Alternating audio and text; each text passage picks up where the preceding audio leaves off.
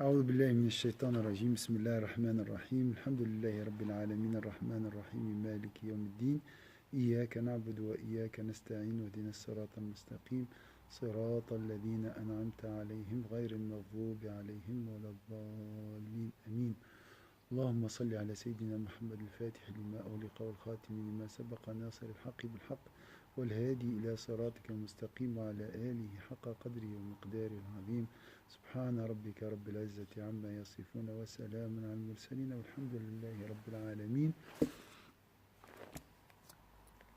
Alors, ومن آثار هذا الغضب في الظاهر تغير اللون وشدة الرعدة في الأطراف وخروج الأفعال عن الترتيب والنظام واضطراب الحركة والكلام حتى يظهر الزبد على الأشداق وتحمر الأحداق وتنقلب المناخر وتستحيل الخلقة. ولو رأى الغضبان أو ولو رؤي الغضبان في حالة غضبه قبح أو ولو رأى الغضبان في حالة غضبه قبح صورته لسكن غضبه حياء من قبح صورته واستحالة خلقته وقبح باطنه أعظم من قبح ظاهره فإن الظاهر عنوان الباطن وإنما قبحت صورة الباطن أولا ثم انتشر قبحها إلى الظاهر ثانيا فتغير تغير الظاهر ثمرة تغير الباطن فقس الثمرة بالمثمرة فهذا أثره في الجسد.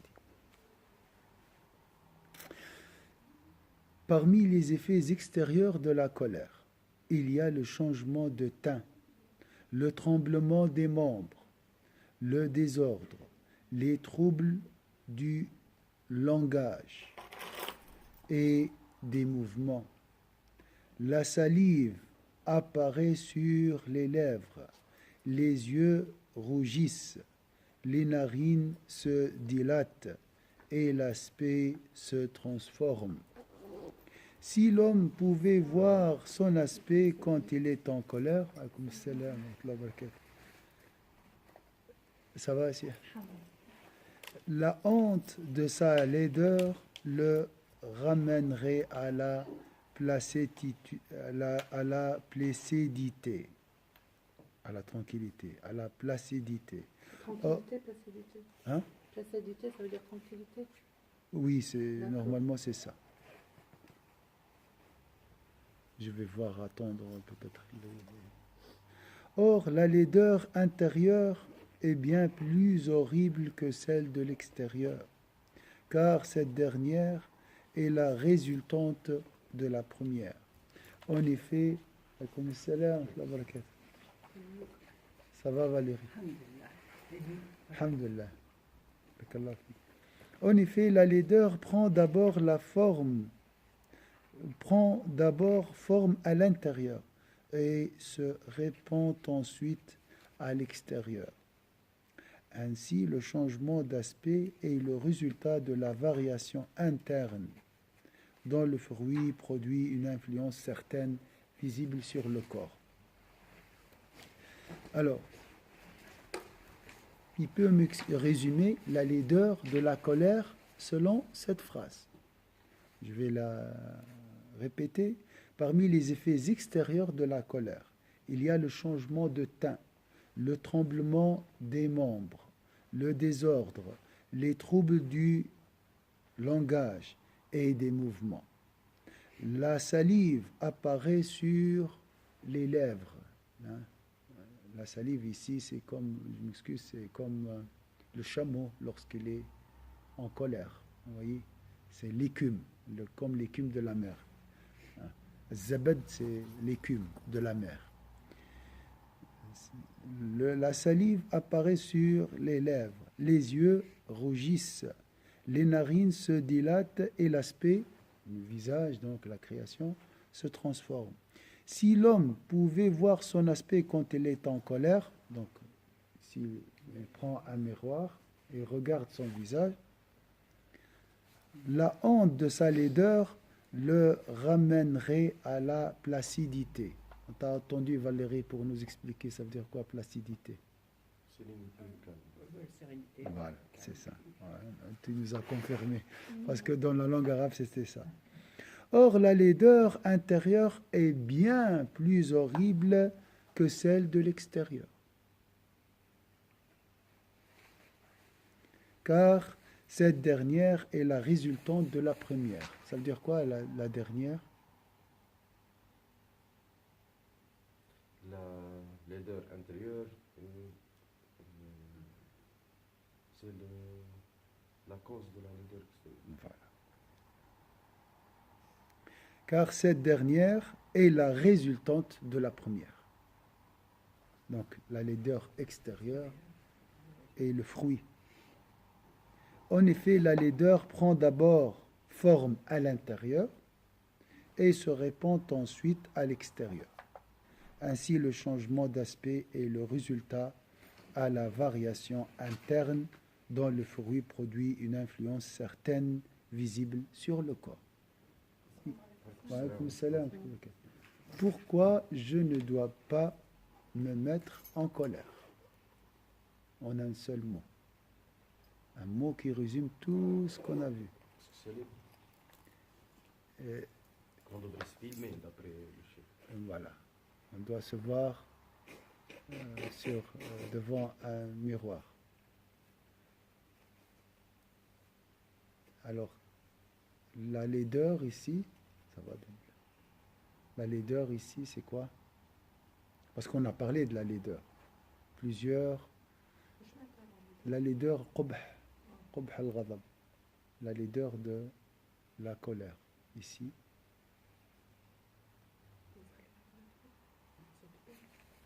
Où vous voyez vraiment la laideur ici? Ou bien la pire image? Je ne dois pas m'énerver. Pourquoi? Parce que c'est honteux. Hein? Il y a beaucoup de changements à l'extérieur. Qui peut me mentionner quelques aspects de ce changement? Le changement de Teint. L'expression du visage. Le visage. Oui, la salive. Le tremblement des lèvres. Comme un chameau. La voix, le taux de la voix. La langue, la voix, donc les paroles. On dit n'importe quoi. La voix est très haute, oui. Le son. Les yeux injectés. Les yeux rougissent. Donc, parce que je deviens laid extérieurement. Ça, c'est le résumé. Après, les détails.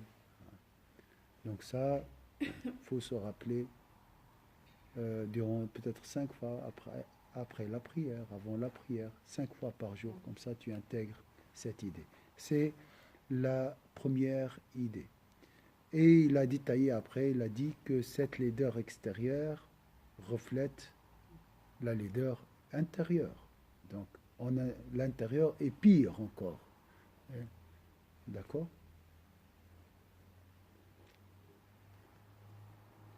وأما أثره في اللسان فانطلاقه بالشتم والفحش من الكلام الذي يستحي منه ذو العقل ويستحي منه قائله عند فتور الغضب هو نفسه يستحي من نفسه بعد أن يهدى يقول لا يليق أن أقول مثل هذا الكلام وذلك مع تخبط النظم الكلام غير مرتب واضطراب اللفظ والنطق الساء يقلبها زا وهكذا واضح. Alors, quant à l'effet sur la langue, il se traduit par l'insulte et l'obscénité qu'un homme raisonnable évite et que celui qui les prononce regrette une fois calmé. Vous êtes d'accord? Après, j'ai dû me maîtriser. Pourquoi j'ai dit ça? Pourquoi j'ai dit ça? C'est déjà trop tard. Hein? C'est vrai, la personne peut te pardonner. Hein? Mais ça reste, il y a toujours des traces qui restent dans le cœur. Hein? Tu l'invites, tu lui donnes à manger, mais toujours on sent dans son regard cette blessure. Hein? Tu l'as insulté. Hein? C'est très difficile, hein? Insulte. Même si tu as levé la voix devant une personne notable ou bien honorable, c'est déjà grave, hein? Sans insulter. Cela se traduit aussi par le trouble du langage et par l'usage de termes inappropriés. Ici, il a dit, au lieu de dire par exemple A, je dis Z. Je ne sais pas qu'est-ce inapproprié. Et aussi, aussi les mots. Hein, le verbe avant le nom, je dis. Hein, et l'homme raisonnable évite ça, bien sûr. Alors, qu'est-ce qu'on peut dire? Deuxième point de ce cours. Le premier point déjà, c'est quoi? Bon, ça c'est un détail du premier point. Je dois pas me mettre en colère. Pourquoi? On devient alerte. Extérieurement, surtout extérieurement ici. Et deuxième point, c'est le langage. voilà, le langage. Donc, qu'est-ce qu'on peut dire? Un mot qui explique cette laideur de la langue quand je suis énervé. Parce qu'il a dit, Nidal, la laideur intérieure est la cause de la laideur extérieure. Oui. C'est Ça, c'est général. Donc, les yeux, les narines, la bouche, hein, les lèvres, il a dit, hein, le teint, hein, du visage, ça c'est global. C'est vraiment les mouvements, les mains, hein, donc tout le corps vraiment est dans cette laideur. Hein. Après, il a détaillé, un très pédagogue. Après, il a pris juste la question de la bouche. Hein. C'est plus ce qu'on dit, en fait. Voilà. On dit des mots inappropriés, hein, comme c'est marqué ici.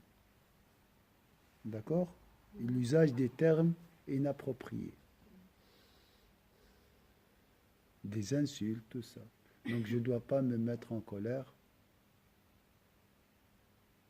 parce que je risque, de ne pas maîtriser mes paroles. voilà, d'utiliser des termes inappropriés, des insultes, lever la voix. Enfin, ça, ce sont des signes quand même de colère très, très forte. Enfin, Oui, oui. Et maintenant, subhanallah, il n'y a pas cette colère douce. Les gens, subhanallah, c'est l'explosion. Je ne sais pas pourquoi. La nourriture, peut-être le stress, peut-être. Donc on doit faire attention.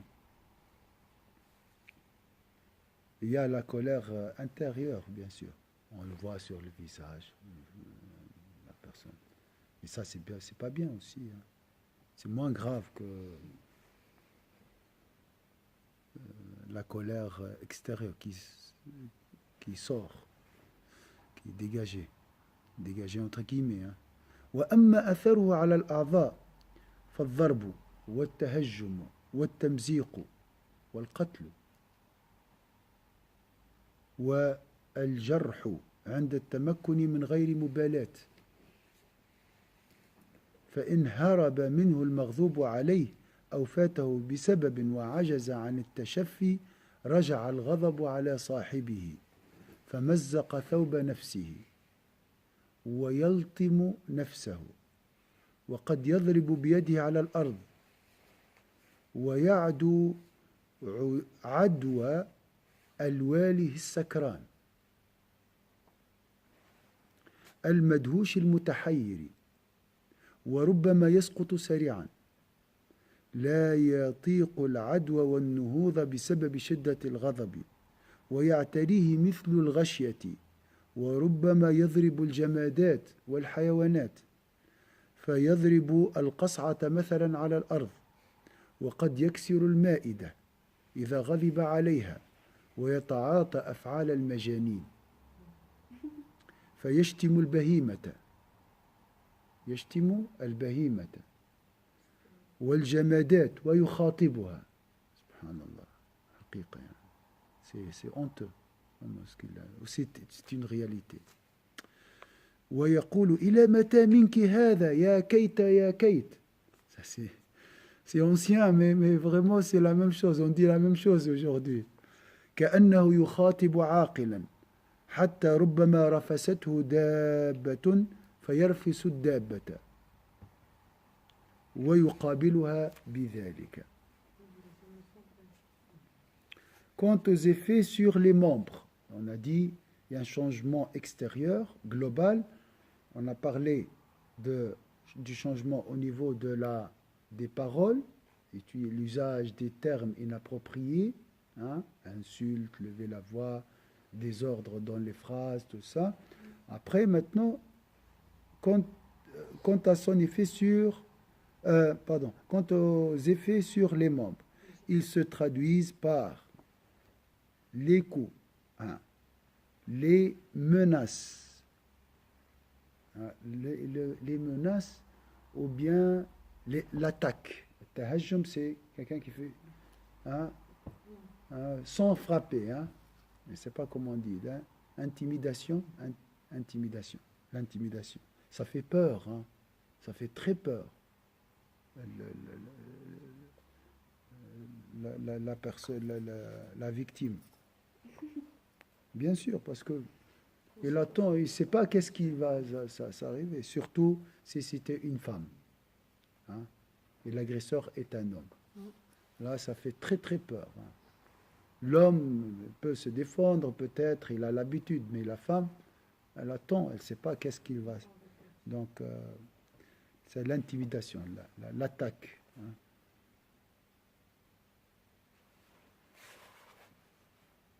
Alors ici, on a dit les menaces, le déchirement des vêtements. Il déchire les vêtements de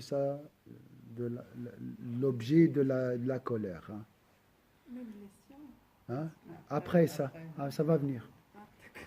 Les tueries. Vous êtes d'accord? Et les blessures occasionnées involontairement. Ça, c'est sur l'objet de la colère, al-maghdoubi alayh. Parfois, lorsque celui contre qui est dirigée la colère parvient à s'échapper, ou que pour une raison ou une autre, il est intouchable, l'individu s'en prend à lui-même. Il déchire alors ses vêtements, se griffe, cogne le sol ou se met à courir comme un homme ivre. Oui, c'est le jahl. Égaré et perplexe. Il se peut aussi qu'il s'effondre à terre, tombe par terre, se puisse plus se lever et perdre conscience. Il ne peut pas ni se lever ni rester par terre. Donc, vraiment, l'image est horrible. Hein. D'autres fois, il peut s'en prendre aux choses et aux animaux. Il peut casser sa voiture. Il peut rouler à 200 à l'heure. Il peut faire n'importe quoi. Il peut, par exemple, casser un récipient ou une table parce qu'il est en colère contre eux, ou encore agir comme un fou. Il se met à insulter les bêtes. Il commence à parler avec les bêtes, les animaux, les murs, les choses. Et les pierres, ou à leur parler en disant, par exemple, « Jusqu'à quand devrais-je te supporter ?» Espèce de... Hein, comme s'il s'adressait à une personne dotée d'intellect. Les gens vont dire, mais il est fou, il parle à un mur, il parle à sa voiture. Au point où il recevait un coup malencontreux à sa monture. Il la frapperait aussi. Il peut frapper sa monture, et sa monture, elle peut aussi répondre. Donc, subhanallah. Alors, qui peut me résumer? Il n'y a pas de résumé, c'est... qui peut me résumer quelle est l'image, la pire image que mentionnée ici? Tuer. Donc, c'est vraiment le pire. La colère peut mener à la tuerie. De toute façon, même les blessures, ça dépend des blessures, le degré des blessures. Des fois, il y a des blessures graves. Mais tuer quelqu'un, c'est le pire. Donc, voilà. Après... La colère amène à la folie, et la folie peut amener à la tuerie. Donc, il mettait le plafond, le niveau le plus grave, et après... Quand on dit qu'il y a des actions involontaires, même la colère, des fois, on peut la décrire comme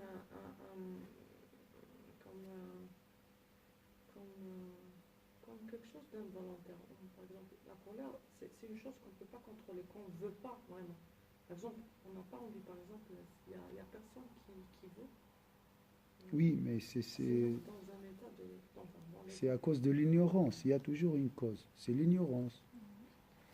Non, je pense que tu es colérique parce que tu veux être colérique. C'est vrai que ça arrive, tu décides si continuer ou pas continuer. Tu ne peux pas décider d'être colérique. Il n'y a personne qui veut être en colère. C'est un état vraiment que tout le monde déteste, que tout le monde évite, que tout le monde... On va voir après, comment... Ça vient. Est-ce qu'on peut maîtriser la colère ou pas? Ou bien est-ce qu'on peut s'éduquer? On va voir ça prochainement, dans les détails. Ici, on parle juste de tout ce qui est laideur, pour fuir vraiment la colère. Mais l'éducation, comment maîtriser la colère, c'est après, on verra. Est-ce qu'on peut maîtriser ou pas? Il y a des situations, ça dépend de la personne. Il y a quelque chose d'involontaire, donc on ne peut pas la maîtriser. Involontaire dans le sens, je me suis mis dans cette situation. Après, je ne peux plus maîtriser mes actions. Je peux faire n'importe quoi. Voilà, c'est dans ce sens-là, involontaire. Parce que je n'arrive pas à me maîtriser. Mais après, c'est une autre question, la question de l'éducation. Oui. Donc, des fois, l'erreur, elle est sur celui qui m'a mis dans cet état. Donc, c'est lui le... Non. Non, on n'arrive pas à avoir de tuer là, je parle pas de... Non. Toujours, la personne est responsable. Même la personne ivre est responsable de ses actes. C'est lui qui est responsable, il ne doit pas boire. Il sait très bien que boire, c'est pour ça la science. La science nous aide à maîtriser nos instincts. Mais c'est très facile, c'est laisser y aller, après justifier. C'est ça ce que les gens qui battent leurs femmes. Oui, mais... Oui, barakallah fik. Mais j'ai pas de travail, mais qu'est-ce que moi je m'en fous. C'est juste, barakallah fik, c'est juste. Ah oui, mais moi j'ai eu une enfance, c'est ton problème à toi, c'est pas le mien. Barakallah fik. Donc il n'y a pas de... Tu dis ça... Il n'y a pas d'excuse. De toute façon... Tu dis ça, un juge il va te dire très bien, c'est ta faute, on est là dans la vie pour... C'est pas une excuse pour frapper ou bien pour tuer. Oui. Alors, on a dit quels sont les symptômes sur les membres. On a dit la tuerie. Ça, c'est vraiment l'extrême. Alors, qu'est-ce qu'on a vu? 3 points aujourd'hui, jusqu'à maintenant. On a vu l'effet de la colère sur extérieurement, sur les membres. Qu'est-ce qu'on a dit? Je ne dois pas me mettre en colère parce que je deviens Les. Ou bien je dis, je dois voir mon visage sur un miroir lorsque je suis De colère. en colère. Deuxième, voilà, ça c'est... Tu mets la caméra comme ça. Oui, attendez, je vais me filmer. Ouais, bon, il faut s'imaginer. Deuxième point, je vais utiliser des mots voilà, inappropriés. Hein. De troisième, je peux même tuer. Je parle de moi. Hein, c'est ça ce qui m'intéresse, c'est moi. D'accord? Donc on doit faire attention. On doit faire très attention. Jamais tu te mets en colère et c'est possible. C'est possible. Avec l'entraînement, comme tout, dans tout. Hein. On va voir. Sauf dans des cas extrêmes, on va les voir aussi. Dans le cas extrême, il y a des gens qui sont colériques par nature. Là, il n'y a pas beaucoup, il ne peut pas faire beaucoup de changements. Il peut diminuer, juste là j'anticipe, mais il ne peut pas vraiment exterminer la colère. Diminuer, un peu. Ça, c'est un handicap. Hein. Mais ça ne justifie pas que tu sois injuste envers les autres.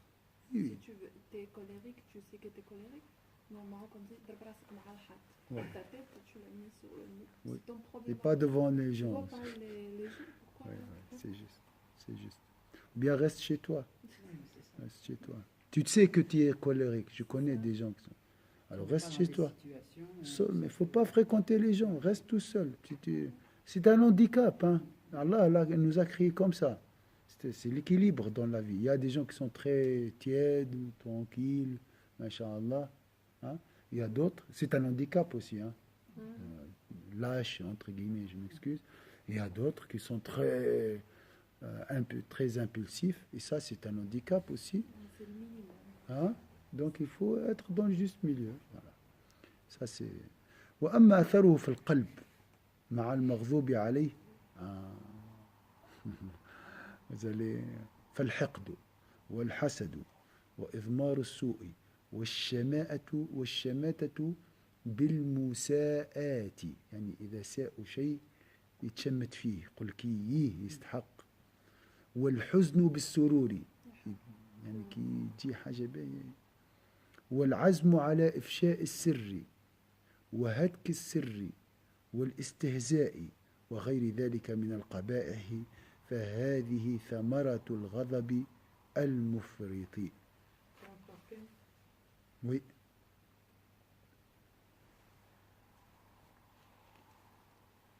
Parce que des fois, par ces actions, on peut pousser une personne à se suicider des fois. Oui, oui, bien sûr. Bien sûr. Quant à son effet sur le cœur, la colère produit de la rancune, de la jalousie, de mauvaises intentions. Tout ça, bien sûr. En plus, la langue. En plus, on peut tuer. En plus, hein? Donc il y a plusieurs effets. Quand tu t'énerves, il y a un effet sur le cœur, sur la langue, sur les yeux. Est-ce que c'est clair? Donc vaut mieux minimiser les dégâts. Je garde, hein, je me tais, je garde ça dans mon cœur. Comme ça. De mauvaises intentions, de la jalousie, de la joie devant les mésaventures de celui contre qui l'on est en colère. Est-ce que c'est clair? Lorsque, par exemple, il réussit son examen de conduite, la personne rancunière s'énerve. Elle n'est pas contente. Hein? C'est ça, la joie, le contraire. Oui, la joie devant les oui, voilà. La divulgation de ses secrets, la moquerie et autres ressentiments. Voici donc les effets de la colère extrême. Comme tu as dit Valérie, ça c'est la colère extrême. Alors, sur le cœur, vraiment le pire effet, c'est quoi? Divulgation des secrets. Je dirais la rancune. La rancune. Parce qu'on ne va pas au paradis. Oui, la rancune, oui. La rancune. Mais cher subhanallah, même si ça c'est l'extrême, on va dire, il y a toujours des doses de chaque. Oui. Ça peut être voilà, à 20%, 70%. Mais même à 1%, Oui, hein, ça ouais. fait mal. Hein. C'est lourd déjà, ça pèse. Alors, on a vu 4 points. Le premier point, Le visage, je me vois hein, le miroir. dans un miroir. Deuxième, parole inappropriée, hein, terme inapproprié. Deuxième, Les actions.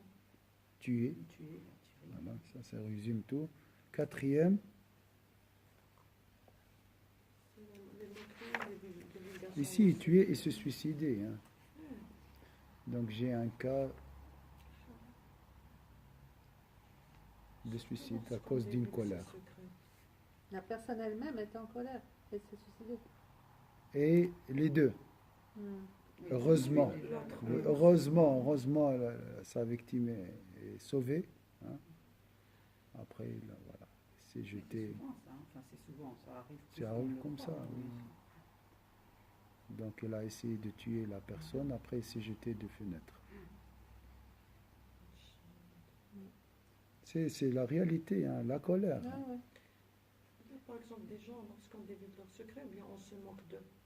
Ah, il y en a Tellement qui ils vont. se sentent vraiment humiliés, ils se sentent qu'ils mettent fin à leur vie. Ouais. Oui, il y en a il y a aussi. plusieurs causes, hein, mais ce n'est pas une excuse. Alors, je dis ça parce que, attention, tu peux être religieux, religieuse, tu portes le voile, tout, la barbe, mais si tu ne maîtrises pas la colère, tu peux faire n'importe quoi. Mais C'est pas une protection. Hein. Ça, c'est le nouveau, ça. J'appelle ça le livre des ablutions.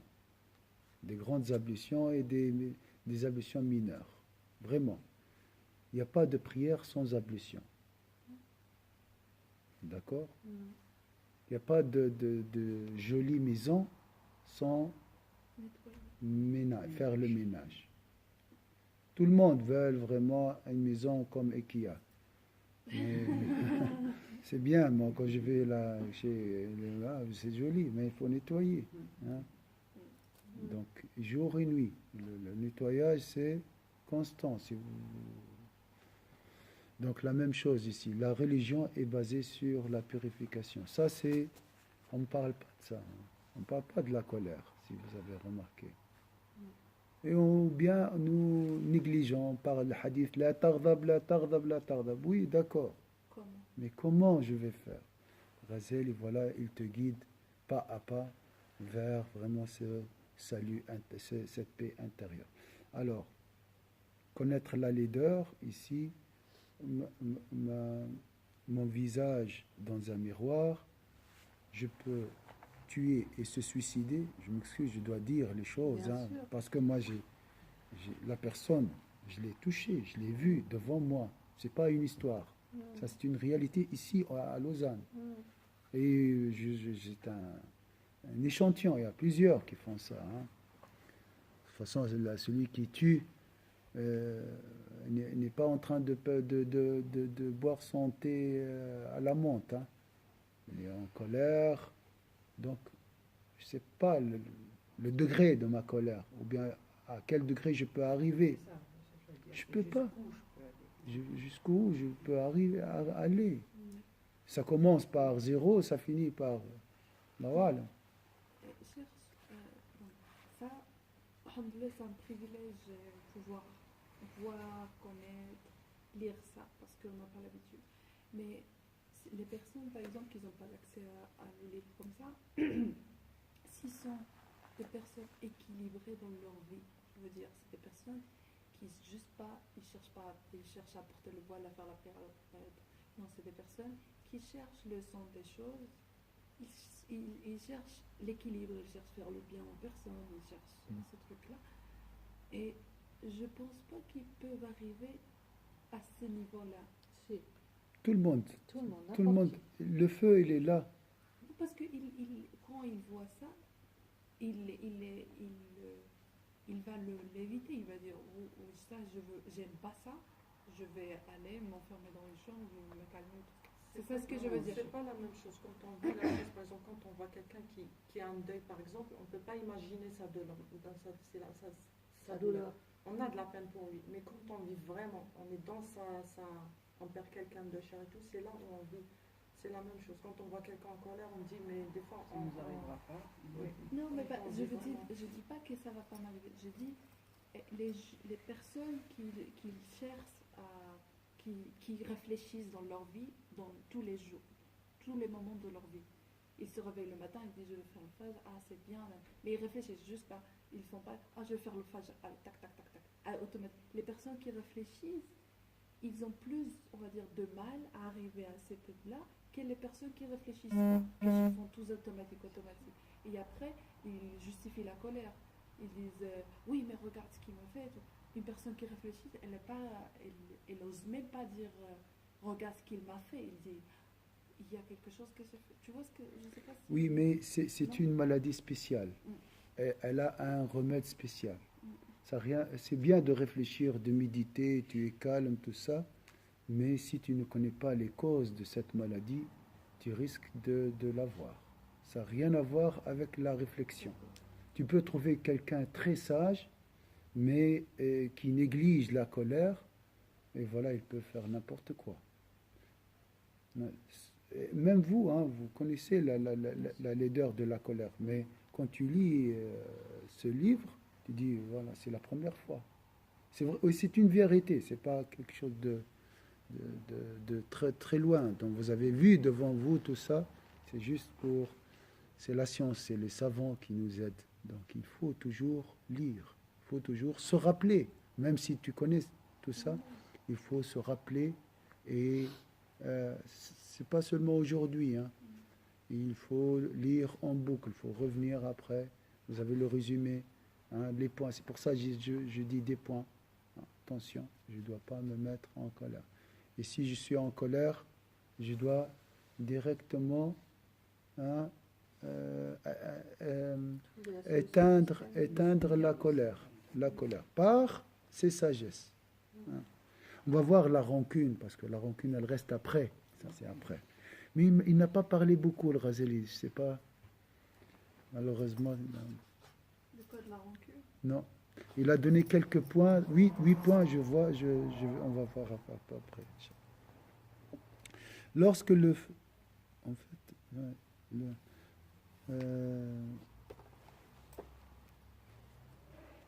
Est-ce que c'est là? Non. Alors, on était où? Quant au résultat d'une fureur atténuée. Voilà, on a dit le cœur. Pour le cœur, 4e point. Le cœur, vous pouvez imaginer tout, hein, toutes les maladies, rancune, orgueil, tout. وأما الثمرة الحمية الضعيفة فقلة الأنفة مما يؤنف منه من التعرض للحرم والزوجة والأمة واحتمال الذل من الأخساء وصغر النفس والقماءة وهو أيضا مذموم إذ من ثمراته عدم الغيرة على الحرم وهو خنوثة قال صلى الله عليه وسلم إن سعدا لغيور وأنا أغير من سعد وإن الله أغير مني وإنما خلقت الغيرة لحفظ الأنساب ولو تسامح الناس بذلك لاختلطت الأنساب ولذلك قيل كل أمة وضعت الغيرة في رجالها ووضعت الصيانة في نسائها. Alors, quant à son effet sur le cœur, on a dit voici. Quant au résultat d'une fureur atténuée, hein, la froideur ici, on parle, le contraire vraiment. Ça, c'est l'extrême de la colère, c'est l'extrême de la froideur. Quant au résultat d'une fureur atténuée, il se traduit par le manque de courage ou de dignité quand on offense l'honneur de son épouse ou de sa domestique par le fait d'accepter l'humiliation infligée par les pervers et le déshonneur. Tout cela est condamnable et constitue le signe épatant d'un manque de virilité. Ça, c'est un mot, je ne sais pas si vous comprenez. Le mot virilité, c'est un homme, on dit un homme, hein, c'est dans ce sens-là. En effet, le prophète sallallahu alayhi wa sallam a dit, Saad est jaloux et je suis plus jaloux que Saad et Dieu est encore plus jaloux que moi. La jalousie a été créée pour préserver les lignages. Si les gens étaient trop tolérants, les lignages se mélangeraient. C'est pour cette raison que l'on a dit les femmes sont protégées dans les nations qui comptent des hommes jaloux. Alors ici, c'est un proverbe, mais la traduction n'est pas... D'ailleurs, c'est quoi en arabe? Attends, mais l'expression jalousie en français, dans les langues voilà, espagnoles et tout ça. Non, mais c'est comme la traduction des abd, c'est esclave. En français, en espagnol ou quoi que ce soit, en anglais, la connotation elle est négative. Et en jalousie, c'est la même chose. En français, elle a une connotation négative. D'accord. C'est pas al-ghayra comme en arabe, on dit al-ghayra, on comprend. Mais si tu dis jalousie, c'est mauvais. C'est comme C'est un défaut, là. c'est un défaut. Ah. C'est connotation négative. Il faut faire attention toujours avec les connotations. Non, ici, dans le sens... c'est la mienne. Hein, hein? Non, pas de possessivité, pas dans l'extrême. Protéger la noblesse de la personne. Voilà. Et c'est quoi lignage? Ça veut dire quoi? Lignage. Lignage de la famille. Oui, ça, إن سعد لغيور وأنا أغير من سعد وإن الله أغير مني أغير من على حدوده. يعني لا يريد أن تمس حدوده. هذا المعنى. C'est ça en français, bizarre. Oui, au sens, par exemple, tu ne vas pas aimer ta fille ou ta soeur ou ton fils ou ton frère ou quoi que ce soit, que quelqu'un profite de lui. Voilà, de ce sens. De jalousie. L'honneur, voilà. Mais en arabe, on dit jalousie, al-ghayra. Tu vois, mais c'est parce que le Cheikh Omar Farouk, quand il parle de l'arabe, il dit toujours il faut faire attention à la connotation dans la nation. En français, dire esclave, c'est mauvais. En anglais aussi. Dire jalousie en français, c'est mauvais. En arabe, non. Oui. Donc il faut faire attention. Bon, là, on n'a pas de problème. Hein. La question de la froideur, on a besoin de la froideur un peu. On a besoin d'un peu de calmer notre colère, le feu. Hein. Donc, c'est pas ça notre souci. On ne va pas retenir cette dernière partie. La faiblesse de la colère, là, c'est pas ça. Alors, on va résumer. Qu'est-ce qu'on a vu aujourd'hui? 4 points. Je ne dois pas me mettre en colère parce que la colère, voilà, je dois me voir dans un miroir. Deuxième, je vais utiliser des mots, des termes inappropriés. Je peux tuer les actions. Tuer et ou se suicider. Et quatrième, Claire. Sur le cœur. La rancune, l'arrêt cardiaque, hein. Mourir aussi. Hein, tellement c'est... La rancune peut... On a vu, hein, on a parlé de la caverne et le feu qui a pris feu, la fumée, les fissures et tout. Hein. Voilà 4 points qui peuvent nous faire détester la colère. Vous avez détesté la colère? Plus que... Hein? On la déteste, mais vous l'avez... Hein, mais vous, grâce à cette connaissance, il n'y a pas un autre moyen pour maîtriser une maladie, pour se guérir d'une maladie grave, avant de connaître la gravité. Et pas les symptômes. Si tu cherches les symptômes, tu vas traiter juste les symptômes. Mais la maladie reste toujours là. Il faut connaître tout d'abord, même pas les causes. Il faut connaître tout d'abord la gravité de cette maladie. Et là, tu vas chercher toutes les causes, même les plus infimes, pour les écarter. Est-ce que c'est clair ici? Ça, c'est la... Et pour connaître, pour faire le bien, il faut, par analogie, par comparaison, pour connaître quoi? Le bien, les bienfaits, l'importance, la valeur. La valeur, l'importance de cette chose. Ça, c'est très important. Pourquoi j'ai envoyé ce matin un hadith du prophète sallallahu alayhi wa sallam. Vous l'avez lu? Non. Sur le groupe? J'ai envoyé pour. J'ai dit conception et intention. La valeur du savoir. La valeur de cette assise. C'est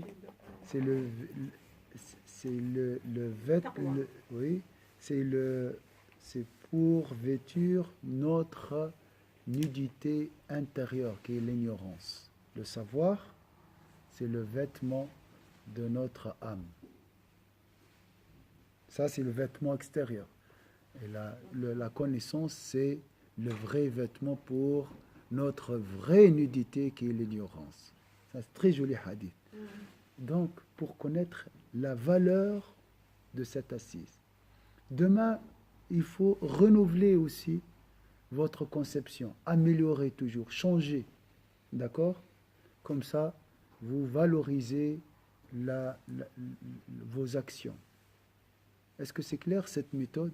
C'est pour la vie, hein, on ne sait jamais. La vie, sans cette vision, ou bien sans cette méthode, elle devient de la routine, elle devient banale.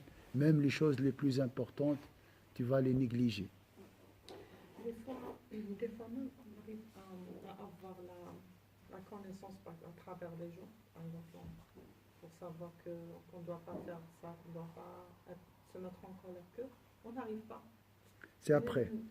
Il y a des méthodes. Tout d'abord, le tronc. Le tronc, c'est la connaissance. Ça commence par la connaissance. Après, la connaissance. Les actions. Avant. À la conception. La conception, c'est le tronc. L'intention. On est dans le tronc. On est en train de travailler le tronc. L'idée, la conception. Toujours une phase indispensable. Je vais répéter ça parce que À aimer ou détester. Aimer ou détester, ça dépend de l'objet, le sujet, hein, l'objet de la connaissance. Si c'était la rancune, là, la connaissance va me pousser à haïr. Si c'était la prière, donc la valeur de la prière va m'aider à aimer. Donc les branches. Et les branches, toujours les poumons. Les poumons, il y a des branches. Pensez toujours au sentiment, l'envie, désir, volonté, hein, d'accord, intention. Hein, la conception, donc, engendre l'intention, la volonté et la motivation. Si vous n'avez pas de motivation, il faut traiter la maladie dans ses racines, qui est le tronc. L'idée, ton idée est très faible. C'est pour ça que ton intention est faible, ta motivation est faible. Est-ce que c'est clair? J'ai pas envie de faire la prière de Dhuha. Je regarde sur Internet les mérites de la prière de Dhuha. Après, vous allez directement recevoir les aimer et la motivation. Troisième, automatique. Automatiquement, tu vas faire la prière de Dhuha. Est-ce que c'est clair ici? Donc, la colère est grave, je vais m'éloigner et facilement, je ne vais pas me mettre en colère. C'est pas une exhortation, Al-Ghazali il a dit ça. Ça, c'est pas de l'exhortation. Ça, c'est une science. C'est une pédagogie chez Al-Ghazali. Partout. Toujours, il commence par La conception, bien sûr, il ne parle pas des émotions et tout ça, parce que ça, c'est automatique. Et l'action aussi, c'est automatique. Donc, il travaille le tronc. Et c'est ça, la revivification des sciences de la religion. Changer notre conception. La prière, c'est pas avoir la 4 rak'at. Non, ça, c'est le fruit. S'il y a une maladie dans les fruits, qu'est-ce qu'on doit faire? Et traiter le tronc. Traiter les racines. Voilà, c'est comme ça.